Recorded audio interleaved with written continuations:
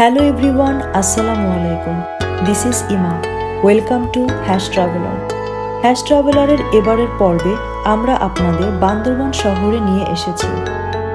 বান্দরবান শহরে আমার ভ্রমণের অভিজ্ঞতা আপনাদের সাথে তুলে ধরার চেষ্টা করব। আর বেশি কথা না বাড়িয়ে ভিডিওটি শুরু করি।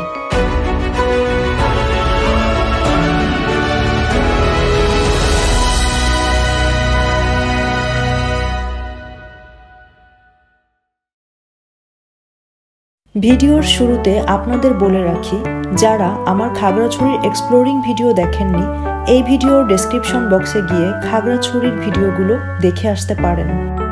বান্দরবান শহরটি চট্টগ্রাম থেকে প্রায় ৭৫ কিলোমিটার দূরে অবস্থিত।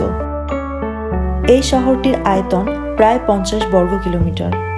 এখানে এসে আমি একটা বিষয় লক্ষ্য করলাম, শহরের রাস্তাঘাট অনেকটাই আঁকাবাঁকা ও উঁচু নিচু।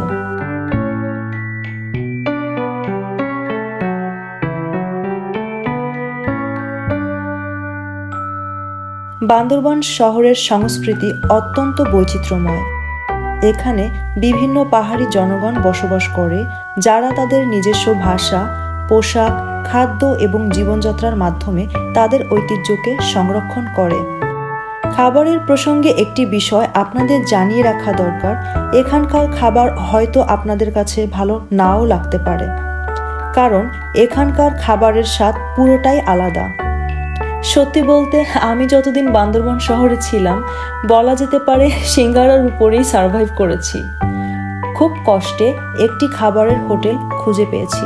আমি একটু রাতের বান্দরবনটা উপভোগ করার জন্যই বের হয়েছিলাম, কিন্তু এখানে বের হয়ে আমি একটা চমক পেয়ে গেছি। সেটা হচ্ছে এত উঁচু একটা পাহাড়ের সাথেই পেয়ে গিয়েছি আমি একটা খাবার রেস্টুরেন্ট, কলাপাতা রেস্টুরেন্ট।